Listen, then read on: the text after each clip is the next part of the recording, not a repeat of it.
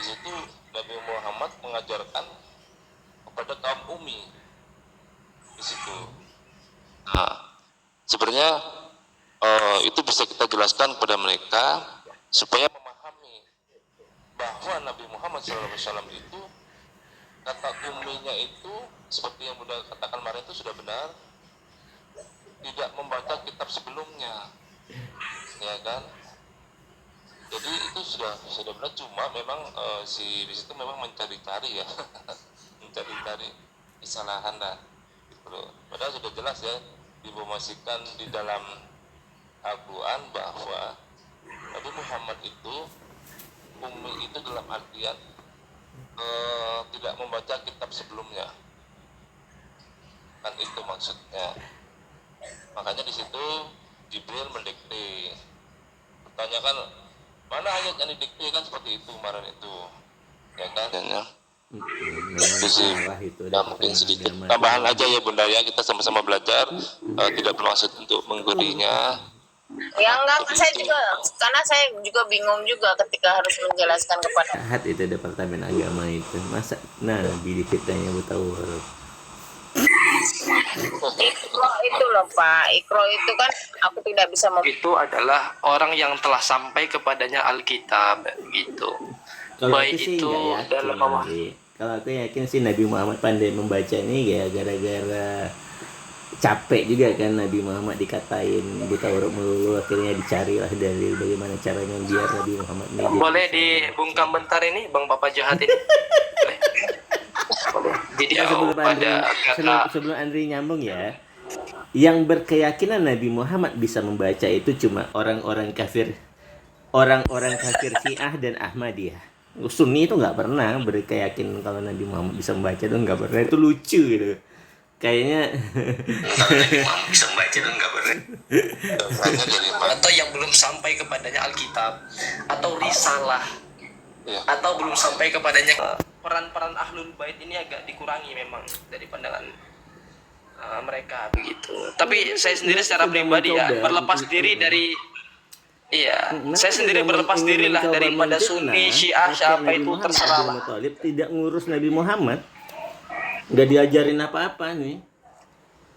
Bayangkan dari kecil itu Nabi Muhammad itu udah berdagang, ketemu pendeta Bukhairah, berdialog dengan orang-orang Yahudi, berdialog dengan orang-orang Kristen, Nasrani, belajar dari Waraqah bin Nawfal. Waraqah bin Nawfal tahu huruf, gak punya kitab.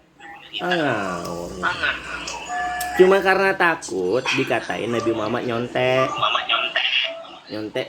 wahyu orang lain. Cuma karena takut itu kok gak ada. Ngaku aja jujur deh.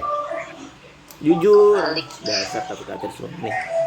Kata nyontek tuh nggak ada masalah loh. Dia memang meneruskan risalah. Iya. Risalah Ibrahim, risalah yang disampaikan Nabi Musa, disampaikan Ibrahim, dilanjutkan Yakub, dilanjutkan Isa, dilanjutkan Yesus, dilanjutkan Paulus. Dan Nabi Muhammad nggak ada problem. Takut dibilang nyontek gimana sih? Yang mau lanjutkan risalah kok. Jadi begini Papa Jahat. Ya pada konteks itu ya, tapi itu tadi framing yang nggak penting kayaknya nggak perlu juga. Tapi ya oke lah.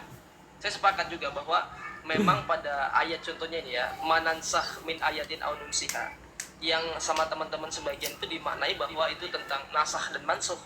Padahal kalau kita telisik ulang, kaji ulang, nasakho itu bisa bermakna menyalin gitu. Jadi tidaklah kami menyalin ayat-ayat manansah min atau kami menghapusnya atau melupakannya, kecuali kami datang seumpama dengannya atau yang lebih baik. Jadi memang ada beberapa ya. Nah, aku nggak pernah berpemahaman bahwa muka Nabi Muhammad itu bisa asem, pingin budir, nerima wahyu dengan cara kesurupan. Nggak pernah. Tetapi teman-teman yang mengaku Islam malah berpikir seperti itu. Dan mereka masih tidak tahu malu mengatakan diri mereka Islam. Yang kafir apa? Aku, Iki, ya BAB akhirnya jadi kafir beneran, dia nggak tahan, udah kafir beneran aja udah gitu. Karena memiliki apa kan? Kabur dia kan, sebenarnya nggak tahan dia, kebongkar. Makanya karena teman-teman Muslim itu dari dulu mengartikan gitu. Sosok malaikat yang ketemu di dalam goa, padahal nggak begitu loh. Nabi Muhammad itu orang pembelajar, bukan Jadi tukang naik goa gini. ke dalam goa gitu loh. ketika Iya. ketika Al-Quran itu diinterkan, Al-Quran itu sendiri dikatakan falyatabawa maq'adahu minan nar gitu ya, siapkan kursinya di neraka. Ini kayak nampak jelas gitu bahwa ada oknum ya, mungkin ya oknum, tapi banyak gitu. Itu udah masuk neraka semua tuh yang bikin tafsir itu. Iya, iya ketika kita mulai kita agak sedikit tadabur atau tafakur gitu ya, atau takilu Jadi itu. benar. Jadi yang benar mana? Pendapatmu atau pendapat PPJ bahwa itu buta huruf atau yang nggak mau membaca kita sebelumnya? Biarlah mereka bertanggung jawab atas pendapatnya. Tapi saya melihat bahwa ya, Apa artinya umi itu? Jujur. iya, jujur, kalau jujur. ummi kan artinya umum gitu. Itu satu. Yang kedua, Fitnah itu memang dari dulu umatnya sendiri. Nabi itu difitnah sama umatnya sendiri.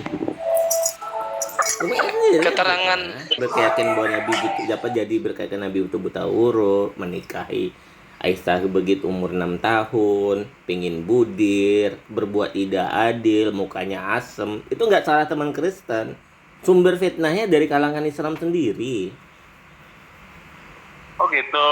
Iya, nah, apalagi misalnya kalau gini, ada misalnya teman-teman muslim banyak memburuk-burukkan atau berkata jelek tentang Rasul Paulus. Padahal tidak ada satupun ulama-ulama terdahulu awal Islam yang berkata buruk loh tentang Rasul Paulus. Nggak ada. Mereka mengatakan bahwa Kristen, terutama yang Tritunggal itu kafir. Padahal tidak ada satupun dalil yang jelas di Al-Quran berkata bahwa Kristen Tritunggal itu kafir. Bahkan orang-orang Tritunggal itu disebut sebagai kaum mukmin. Nggak bayangkan gitu, banyak pembelokan. Tapi PPJ. kalau itu Iya, sekarang gue tanya ke Aku ulang, aku belum record, aku belum ini.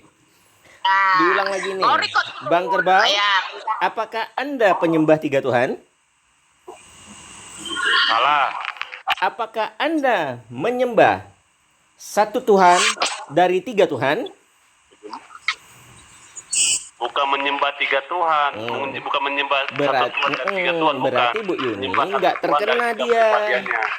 dengan ayat itu, karena dia menyembah 1 Tuhan dengan 3 pribadian, 3 sifat. Nggak kena. Betul. Iya, Salah Pak. sasaran. Iya, kok dia, Pak, Orang gantian. Kristen Tritunggal itu disebut mukmin loh, Bu, di surah Al-Buruj. Saban tanya si Kebo ya. Benar, PPJ. Karena dia tuh Kebo, bukan gua karena narasi capek aku. Karena aku udah Assalamualaikum warahmatullahi wabarakatuh.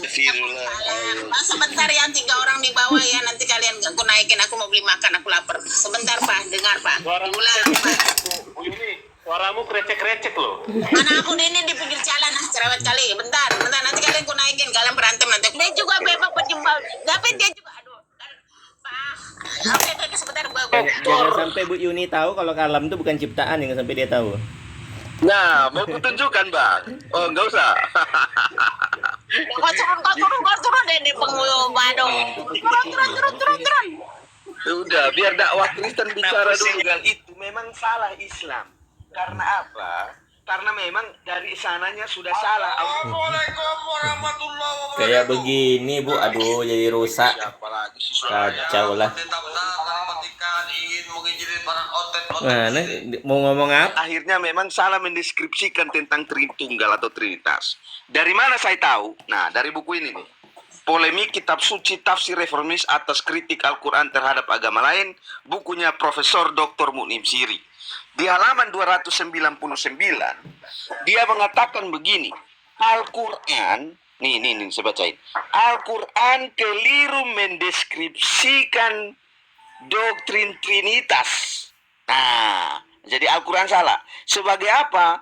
Sebagai triteisme. Diperkuat lebih jauh dengan Quran surat 5 ayat 19. Aku nggak suka untuk membahas itu buku-buku kau nih. Kau turun. Gitu sih Bu. Lu kok nolak kayak banget gitu? sama kebenaran. ya. Siapa yang berani debat sama saya? Yuk.